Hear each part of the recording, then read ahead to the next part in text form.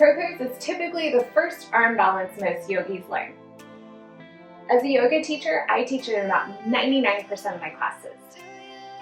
As far as arm balances go, crow pose doesn't require a lot of mobility or flexibility, and it requires a minimal amount of strength compared to some of the other arm balances out there.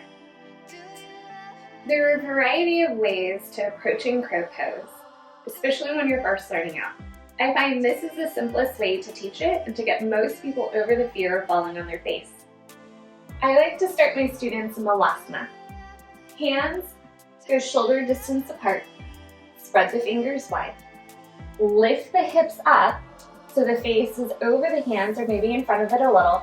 Heel toe the feet together. The knees can be bent. There's no reason why your legs can be straight. Heels are together, toes are out.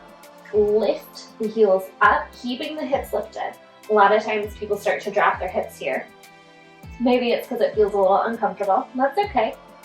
Gaze goes about a foot in front of the hands. Bend the elbows back towards the shins. Shift the weight forward. Keep that gaze in front of the hands. Pick up one foot, maybe the other. It's really important to keep the core lifted and engaged. Low belly pulls in, and you try for both, and then come down. For most people, the biggest barrier to getting and holding crow pose is fear. It is a little scary. You are standing on your hands, and for many people that's not natural. Rest assured, you're not far from the floor, but it still can be scary. My suggestion, get a bunch of pillows. This is a bolster, but you can take your throw cushions off your couch, lie them on the floor, and then go for your crow pose. And if you do happen to fall, your pillow will hopefully soften the blow. Another trick to getting started in crow is to lift your hips up a little bit by lifting the ground. So I have a block underneath my feet. I'll set myself up in a very similar manner. It is a little bit trickier because I don't have as much room to move my feet, but hands are on the ground, my knees are out, my elbows bend back towards my shins. I gotta lean a little bit further forward, but now I have a lot less further for my toes to lift.